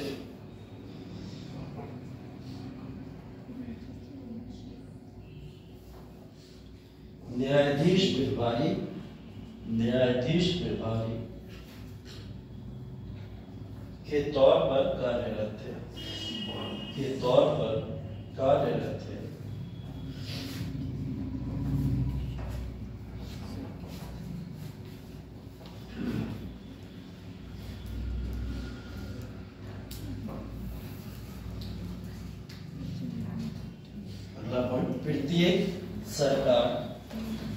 प्रत्येक सरकार कई परगनों में विभाजित थी,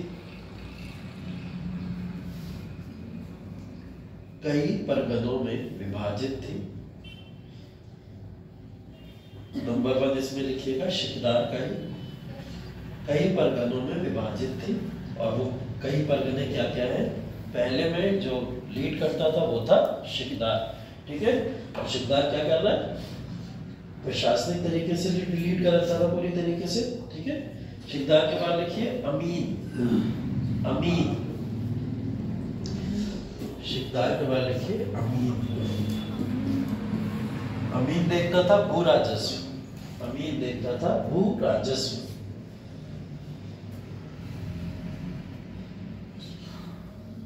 उसके बाद लिखिएगा फोतेदार, फोतेदार, फोतेदार, फोतेदार होता था कोषाध्यक्ष, कोषाध्यक्ष। इसके बाद एक है कारकुन, कारकुन। इसके बाद है कारकुन, कारकुन होता था लेखाकार, कारकुन होता था लेखाकार, ठीक है? इसके बाद एक वर्ड और लिख लीजिए अगले पॉइंट में, मौजा। मौजा ही मौजा वाला मौजा है। मौजा गांव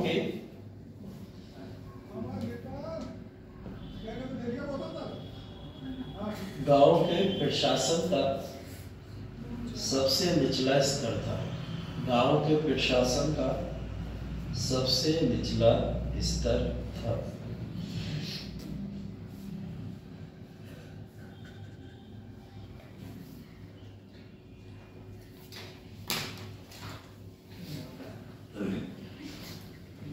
ठीक है, इसके बाद में अगला पॉइंट लिख लीजिए, पट्टा, वही पट्टेदारी जो हम बात हुई थी, पट्टा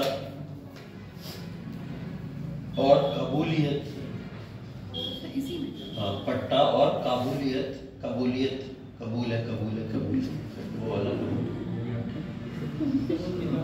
रिवर्स में कोई मत। कबूलियत समझौते का दस्तावेज, ब्रैकेट में लिख लीजिए, समझौते का दस्तावेज। ठीक है, जो भी समझौता होता था उसका एक दस्तावेज, डॉक्यूमेंट होता है। दस्तावेज, दस्तावेज कृषि के लिए पेश किए जाते थे, कृषि के लिए पेश किए जाते थे।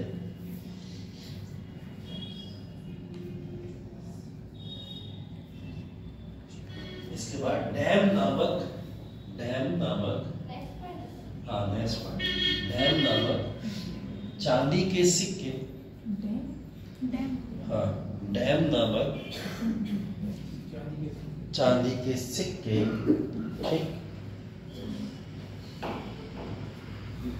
ठीक है, हिंदी वाले ध्यान रखना, दाम बोलते हैं उसे, है ना।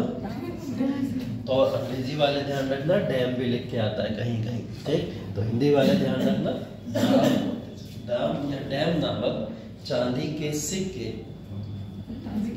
जारी किए गए जो 1835 तक प्रचलन में रहे, जो 1835 तक प्रचलन में रहे।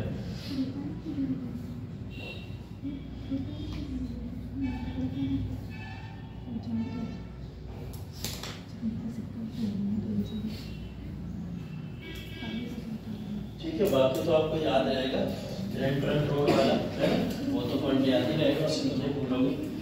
अगर जो भूल रहा हो वो लिख लीजिए उस पॉइंट को, मतलब भूलने वाला पॉइंट नहीं है कि ग्रैंड ट्रंक रोड इसने बनवाई थी, कहाँ से कहाँ तक, वही दिल्ली के हाईवे से होके बंगाल के सोनार गांव तक। ठीक है, या ऐसे भी क्वेश्चन एक बार पूछा गया है, सिंधु घाटी सभ्यता से होती हुई कौन सी रोड सोनार बंगाल तक आती थी। ठीक है, तो वो ग्रैंड ट्रंक रोड या शाही रोड ही थी जो वहां से आती है। ठीक, तो सिंधु घाटी सभ्यता का पुराना समय काल जब आप उठा के देखोगे तो दिल्ली के आसपास पिक्चर दिखाई देगा। रुपया, अरे रुपया नॉर्मल था, सोने चांदी का नहीं था। ठीक है, नॉर्मल सिल्वर कह सकते हो, भाई चांदी वांदी का सिक्का चला करता था। ठीक है, नॉर्मल। तांबे का नहीं, तांबे का तो तांबा तो इसने प्रचलन में नहीं लिया था, सूर्यवंश में आपको तांबा मिलेगा ही नहीं, प्रचलन में नहीं दिखाई देता। ठीक, हाँ, ग्रैंड ट्रंक रोड, शाही रोड या grand trunk road, GT road बोलते हैं बेसिकली। ग्रैंड ट्रंक, कौन सा गाना है, ज्यादा हनी सिंह नहीं सुनता। ग्रैंड ट्रंक रोड या जीटी रोड। ठीक है, इसको शाही रोड भी बोलते हैं। हाँ, शाही रोड, जिसका मतलब बेसिकली सड़क के आजम है, सड़क के आजम, शाही रोड, ग्रैंड ट्रंक रोड। और कहां से कहां तक, इसको ऐसे ही लिख लो, इंडस वैली सिविलाइजेशन, ब्रैकेट में या दिल्ली भी लिख लेना जिससे याद रहेगा, से होते हुए बंगाल में सोनार गांव तक। ठीक है, बंगाल में सोनार गांव तक। तो दिल्ली से अमृतसर का भी तो जो NH1 है, दिल्ली से अमृतसर, हाँ वो इसी से तो चौथा है। एक NH1 है, एक NH2 है, तो एक दिल्ली से अमृतसर है, एक दिल्ली से कोलकाता, ये दोनों अलग हैं, एक ही है? नहीं, ये जो हाईवे है, देखो जितने भी हाईवे होते हैं एक दूसरे से इंटरकनेक्टेड होते हैं। जब अपना मार्ग बदलते हैं तो उनका नंबर बदल जाता है ना।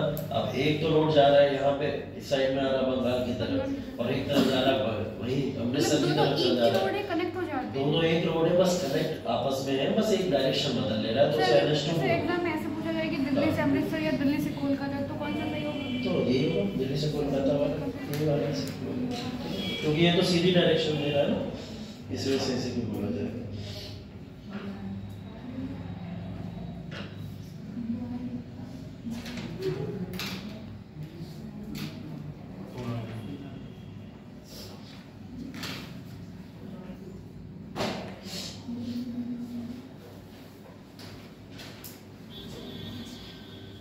ठीक है, कर लिया ये नोट? चलिए ठीक है, तो ये शेरशाह सूरी के समयकाल की जितनी भी चीजें थी जो आपसे पूछ सकता है वो लगभग यही है। ठीक, इसके बाद में अकबर का समयकाल, और अकबर का समयकाल कहाँ से शुरू होगा? 1556 और कहाँ तक जाएगा? 1605। Very good. तो अकबर समय काल लगभग 56 से लेके 1605 तक का है। ठीक है, इस समय काल के अंदर लगभग आप कह सकते हो लगभग 50 साल का कार्यकाल। ठीक है, 50 साल में तो 10 बार सरकारें बदल जाती है ना, 10 प्रधानमंत्री देख लेते हैं हम लोग, एक ही राजा 50 साल तक शासन कर रहा है। तो बहुत बड़े बड़े बदलाव है अकबर के समय काल में। जब भी अकबर को हम लोग पढ़ते हैं किसी एक पर्सपेक्टिव से नहीं पढ़ते, अकबर प्री मेंस और इंटरव्यू सारे पर्सपेक्टिव के लिए जाना जाता है। ठीक है, तो अकबर या फिर हम लोग अकबर को अकबर द ग्रेट कहने वाला कौन था, कौन बताएगा? अकबर को अकबर द ग्रेट कहने वाला कौन था? या हमने बस इतिहास में पढ़ लिया कि हाँ चलो अकबर द ग्रेट, अकबर एक महान शासक। हाँ, अकबर एक महान शासक किसने बोला? क्या अच्छा लॉजिक क्या लगा सकते हो? आज के समय में किसी ने बोल दिया होगा, अंग्रेजों के समय में किसी ने बोल दिया होगा, या अकबर के ही समय में कोई बोल के चला गया होगा? अंग्रेजों ने बोला होगा। क्यों अंग्रेजों ने क्यों बोला होगा? सर किसी मराठा ने बोला। मराठा ने बोला था। मराठा क्यों बोलेंगे? राजपूत तभी बोल दे, राजपूत तभी बोल सकते थे, मराठा क्यों बोलेंगे? उस समय तो ये समय वो काल है जिस समय में मराठा का वर्चस्व खत्म हो चुका है फ्रेंड्स। मतलब आगे आने वाले समय में आप मराठा का वर्चस्व देखोगे, है ना? इस समय में है ही नहीं।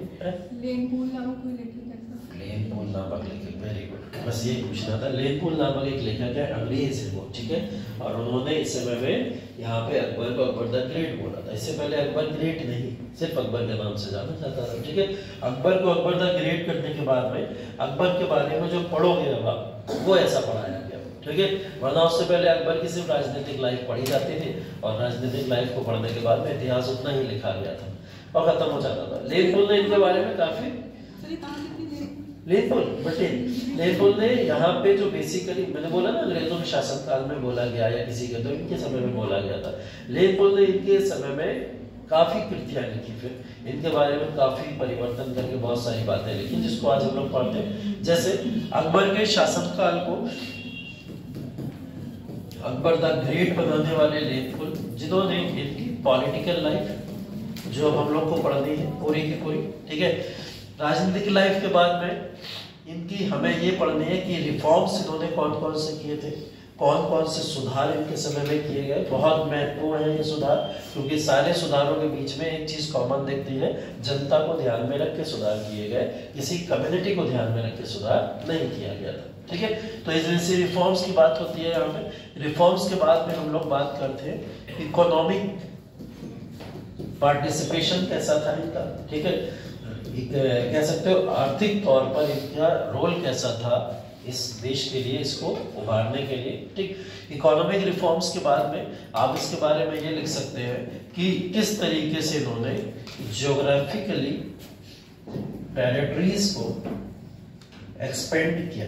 ठीक है, पॉलिटिकल लाइफ के अंदर कुछ अलग चीजें पढ़नी है, ज्योग्राफिकल टेरिटरी में हम सीधा पढ़ेंगे कौन कौन से रीजन के अंदर ये जाके वॉर्स को जीते थे। ठीक है, और फिर लास्ट में हम इनका पढ़ लेंगे कि एंड ऑफ एन इरा।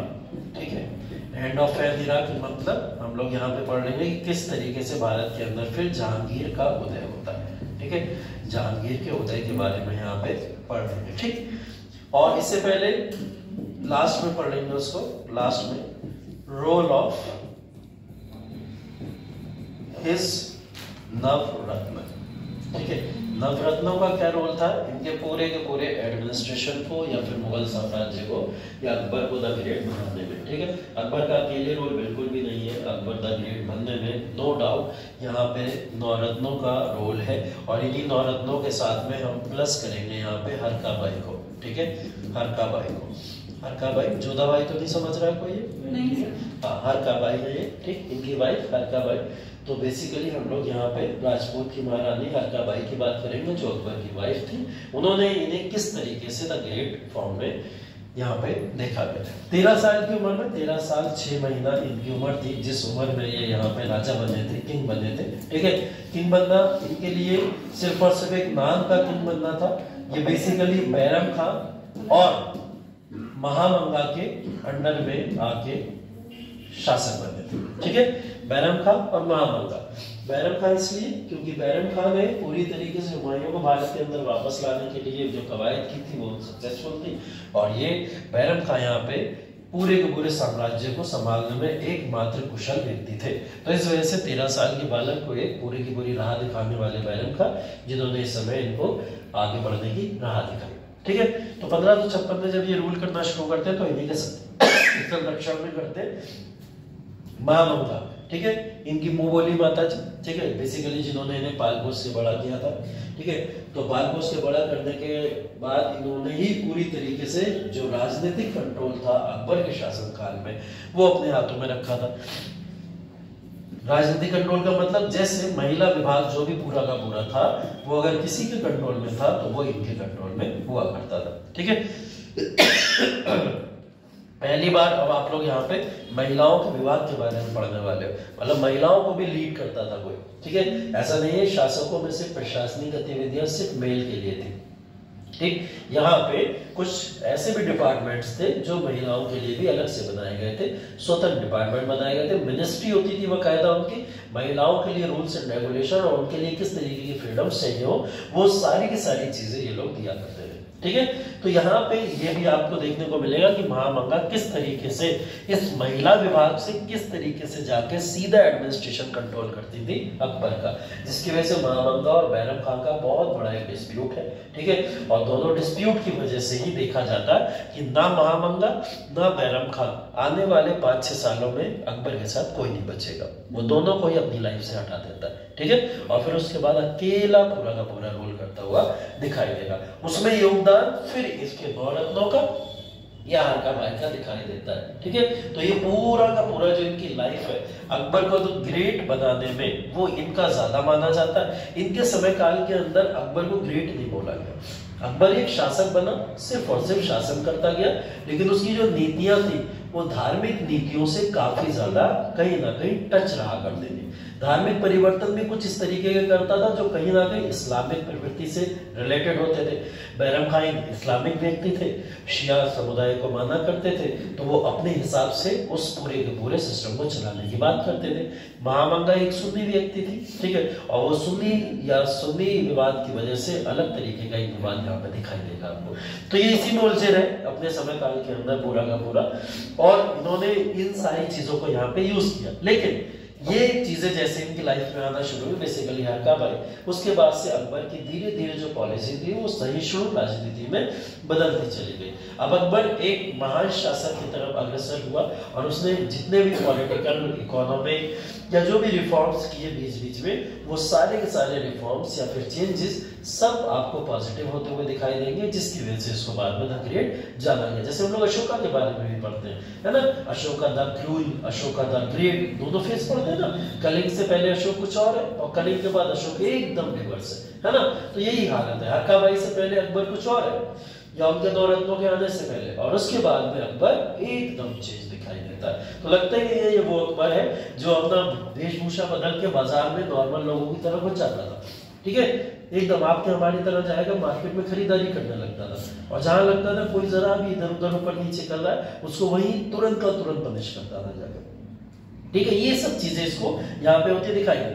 वरना 13 साल का एक बालक, 13 साल के बालक किस तरीके से कितना एडवांस रूप पे शासन कर सकता है, ये चीजें काफी ज्यादा सोचने में भी अजीब लगती हैं। हाँ, ये कह सकते हैं कि मतलब उसकी लाइफ में ये औरत ने गलती नहीं करती होगी। हाँ, तो बिल्कुल कह सकते हो, तुम तुम्हारा मत है तो बिल्कुल कह सकते हो। ये सारी औरतें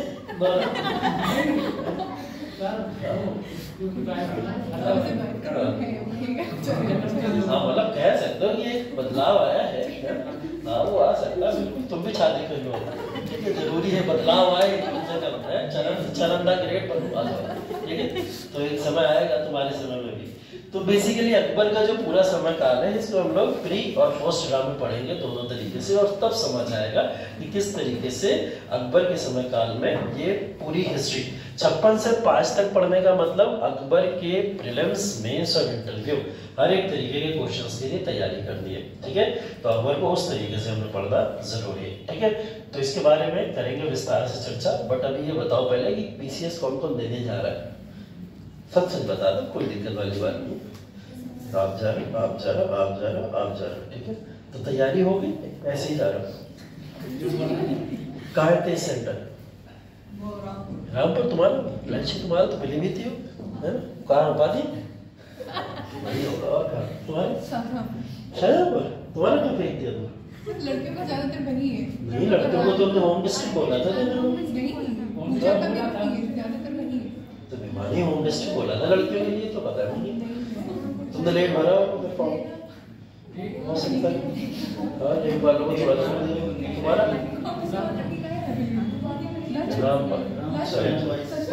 ठीक है। तो उपाधि में है कोई जानने वाला? उपाधि में भी है? अच्छा, सही है, चलो बढ़िया है। उपाधि में जानने वाला तो तुम्हारे मजे आ जाएगा। वो तुम्हें चीटिंग कराएंगे, यहाँ पढ़ा गया तो चीटिंग थोड़ी कराएंगे, ऐसा थोड़ी।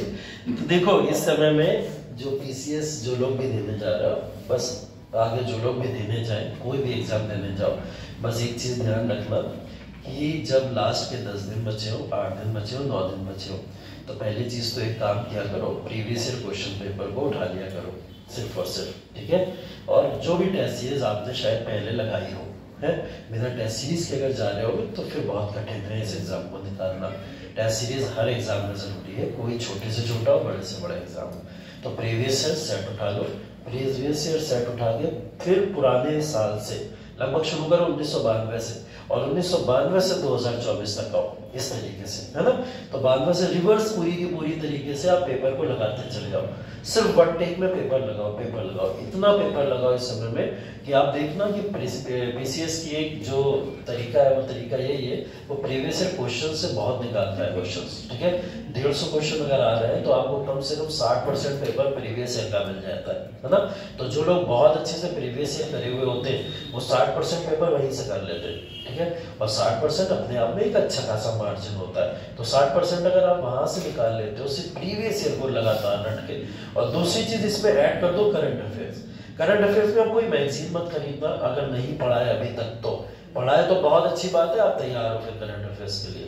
अगर नहीं है तो एक मैगजीन आ रही है, आई थिंक दृष्टि की है, जिसमें सिर्फ MCQ दे रहा है, ठीक है। क्या दे रहा है? सिर्फ MCQ दे रहा है। उसके अंदर वैसे ही MCQ बना के दे रहा है जैसे आपके एग्जाम में आएंगे डिक्टो वैसे, ठीक है। तो वो MCQ सिर्फ लगाओ, सिर्फ और सिर्फ MCQ लगाओ। तो 10 दिन में आप सिर्फ MCQ लगा सकते हो और प्रीवियस ईयर के पेपर्स को ऐसे सॉल्व कर सकते हो। इसके अलावा कोई भी प्रयास अगर करोगे तो वो असफल होगा, ठीक है। घटना चक्र अगर पढ़ी है अब तक तो आप हटा के रख दो, क्योंकि वो सब आपको प्रीवियस ईयर क्वेश्चंस में मिलने वाला है, ठीक है। वो सारा मिलने वाला। करंट अफेयर जो कुछ भी पढ़ा था सब हटा के रख दो, वो आपको यहाँ मिलने वाला है। हाँ, कुछ बच्चे ऐसे तैयारी करते हैं कि हमने प्रीवियस में कुछ नोट करके रखा है, वो एग्जाम टाइम में देखेंगे। ऐसे कुछ क्रिस्पी नोट्स होते हैं आपके पास में, कुछ लोग ऐसा करते हैं। अगर वो है, हाँ वो देखते चलो, क्योंकि उसमें तो टाइम भी नहीं लगता, आधे आधे 1-1 घंटे में आप उनको निपटाते हुए चलोगे। तो मुश्किल से मुश्किल बहुत समय नहीं जाएगा इसमें। 10 से 12 दिन जो भी आपका लग रहा है आपको बचा हुआ है, उस समय काल के अंदर सिर्फ और सिर्फ प्रीवियस ईयर और करंट अफेयर्स पे फोकस करें। इसके अलावा कुछ भी नहीं। कोई टेस्ट सीरीज लगाइए तो उसको रिवाइज और कर लेना, ठीक है। इससे ज्यादा कुछ भी करोगे तो सच बता रहा हूँ सिर्फ असफलता मिलेगी और कुछ नहीं मिलेगा। और बाद में एग्जाम में बैठोगे जब जाके तो फिर अफसोस हो रहा होगा, यार ये तो पहले पूछा गया क्वेश्चन है, काश इसको और अच्छे से कर लिया होता, है ना। तो प्रीवियस ईयर क्वेश्चन पे कमांड अपनी अच्छी कर लो, बढ़िया से कर लो। 60% पेपर वहां से, 20-25 क्वेश्चन करंट अफेयर्स का मिल जाएंगे आप, ठीक है। आपकी नैया पार हो जाएगी। प्रीलिम्स में से क्वालिफाई करना है। और CSET वाले बच्चे अगर अभी तक नहीं पढ़ा है तो प्रीवियस ईयर क्वेश्चन पेपर लगा कर लेते, वरना पढ़ तो रहे हो, क्लास तो चल रहा है। मैथमेटिक्स भी अगर सिर्फ सॉल्व कराए वहाँ पे, तब भी आप पेपर क्वालिफाई कर जाओगे, ठीक है। वहाँ पे सिर्फ मैथ भी अगर आपने पढ़ी है तब आप पेपर क्वालिफाई, क्योंकि नंबर सिस्टम उसमें अकेला एक पेपर है जो कम से कम 22-25 क्वेश्चन दे देता है ना। और 22-25 क्वेश्चन बहुत है, 100 में से अगर आपको 22-25 क्वेश्चन मिल रहे हैं देखने को तो अच्छे खासे होते हैं क्वेश्चन, ठीक है। तो उसमें से आप वो कर सकते हो। और बाकी सब रीजनिंग के हल्के फुल्के क्वेश्चन आते हैं। एक बॉल फेंकी तो वापस कितनी बॉलें आएंगी, एक ही तो आई, ऐसे क्वेश्चन होते हैं, ठीक। तो इतने सिंपल पीसीएस में क्वेश्चन आपके रीजनिंग में आपको पूछे जाते हैं तो कर लोगे। बाकी फिर इंग्लिश के स्टेंजाज या हिंदी की वर्णमाला वगैरह सब पढ़ चुके हो आप लोग बचपन में। एरर्स वगैरह आ जाते हैं, इसमें कौन सी शब्द में गलती है क्या नहीं है, ये सब मिला जुला के आप सीसेट क्वालिफाई कर लोगे। पीसीएस में कोई टफ नहीं है सीसेट क्वालिफाई करना, कोई भी बच्चा आराम से कर सकता है अगर आपने पिछले 5 साल के पेपर भी कर लिए हैं तो। यूपीएससी में टफ है नो डाउट, वहां पे बहुत टफ है, वहां पे तो निकालना ही हालत खराब हो जाती है। पेपर 1 लोग निकाल लेते हैं इस समय, पेपर 2 में हालत खराब हो जाती है। ठीक है, तो इस समय ध्यान रखो अभी के लिए जो पीसीएस दे रहे हैं बच्चे वो सिर्फ इतना ध्यान रखो कि सिर्फ previous year paper current affairs उठा लो और कुछ टेस्ट सीरीज या कुछ क्रिस्पी नोट्स अगर आपने लगाए सिर्फ उनका रिवीजन कर लेना एक बार। बाकी अब कुछ नया मत करना, कुछ भी मत करना। एक दिन पहले आराम से अपने सेंटर पहुंच जाना, जो लोग भी दूर है एक दिन पहले अपना स्टे करना आराम से, रात भर मजे में सोना, कुछ पढ़ने की जरूरत नहीं है, कुछ भी नहीं, रात भर टेंशन लेने की जरूरत नहीं है। सुबह एकदम उठो फ्रेश माइंड से 5 बजे 6 बजे, या जिनका रूटीन नहीं है उठने का, जो 10-10 बजे उठते हैं वो लोग कभी 5-6 बजे मत उठना। ठीक है वो भी बता रहा हूँ इसलिए क्योंकि जैसे ही रूटीन चेंज होगा पूरा दिन खराब हो जाएगा। ठीक, तो जिन लोगों को भी 8:45 पे अगर पहुंचना है 8 बजे मस्त उठो, ठीक, नाश्ता वाश्ता करो और चले जाओ सेंटर में सीधा पेपर देने। तब सुबह भी पढ़ाई नहीं करनी, ठीक है, क्योंकि रूटीन बदलता है पेपर खराब होगा। इसलिए अपना रूटीन हमेशा, जिन लोगों ने भी नहीं बनाया अभी तक, ऐसा बना लो 9 बजे पेपर होता है सुबह में, 8:30 बजे तक तैयारी करनी है। अपनी तैयारी उस हिसाब से करो, सोने का टाइम टेबल वैसे ही बनाओ और उठने का भी वैसे ही बनाओ। वरना मैंने आपको एक बात ये बताई और हमेशा बताता हूँ कि एग्जाम में जो ज्यादातर क्वेश्चन खराब होते हैं वो आपके रूटीन की वजह से होते हैं, है ना। क्यों होते? हम लोग तो टेस्ट सीरीज भी लगाते थे जब अपनी, तो टाइम था हमारा 9 से 11 टेस्ट लगाने का, ठीक है, और फिर होता था 2:30 से 4:30, ऐसे हम टेस्ट सीरीज लगाते थे अपनी, क्योंकि माइंड जो होता है ना उसी तरीके से फिर एक्टिव हो जाता है, उसको पता है इस समय में ज्यादा चलना है, और वो ये रूटीन बन गया अगर एक बार, तो आप जिस दिन एग्जाम देने बैठोगे ना कुछ अलग नहीं लगेगा आपको, एकदम अलग नहीं, ऐसा लगेगा अरे सब सही है, वैसे ही तो जा रहा है, रोज जैसे देते हैं वैसे उठ के अभी भी दे रहे हैं, है ना, तो एकदम वैसे ही लगेगा। तो माइंड आपका कभी भी घबराएगा नहीं और ना हेजिटेट करेगा, तो आसानी से आंसर्स को डिक्टेट करेगा और आंसर को लगाना शुरू कर देगा। तो माइंड को इसको प्रिपेयर करना बहुत जरूरी होता है ना। एकदम हैक्टिक मत होना, जो करके आना बस, ऊपर वाले की दया से सब अच्छा ही होगा, है ना। और जिनका दूर सेंटर है एक दिन पहले जरूर निकल जाना, है ना, उस दिन मत निकलना। 4 बजे 3 बजे उठ के सो के भाग रहे हो पेपर देने, ये स्ट्रगल करने की कोई जरूरत नहीं है ना, क्योंकि इस स्ट्रगल का मतलब बेवकूफ़ी होती है, एकदम बेवकूफ़ी होती है, क्योंकि इससे पेपर खराब होगा। ठीक, चलो बाकी कोई डाउट हो तो पूछ ही लेना। अब बोला नहीं जा रहा, खांसी आ रही ज़्यादा।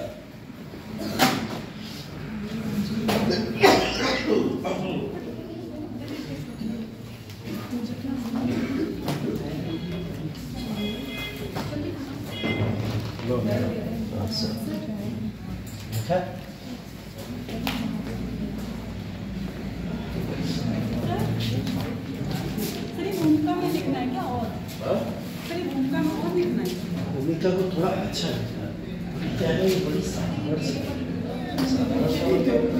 थोड़ा सा वैसे करो कि इसके अंदर कुछ फैक्ट डाल दो, ठीक है, एकदम जो फैक्ट सीधा चाहिए दिखाएगा और थोड़ा इम्प्रूव करके, मतलब मुझे देख के लगने लगे कि अरे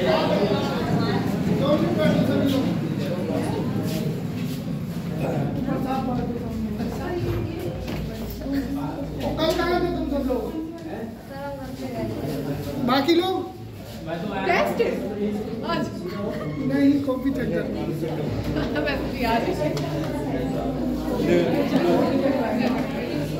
किस किस के पेपर स्टार्ट हो गए हैं पहले ये बताओ।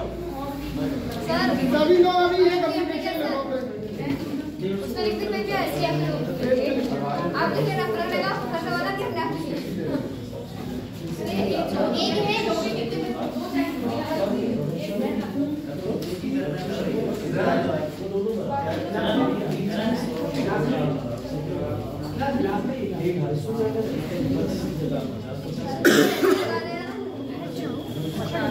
दो किसके सम्मान से खड़े हो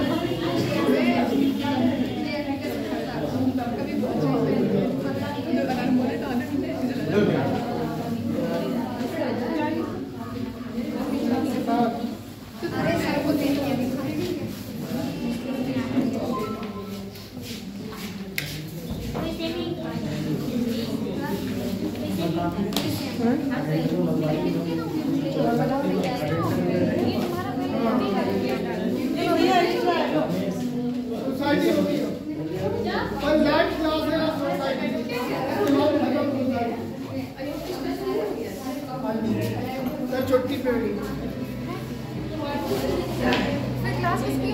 सोसाइटी। हमें लगा यूपी स्पेशल थी। अरे लास्ट है, आज पढ़ लो, एहसान कर दो।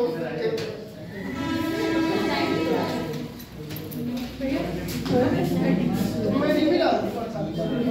नहीं मेरा भी जैसे आपको के पास में है। कॉपी चेक कर।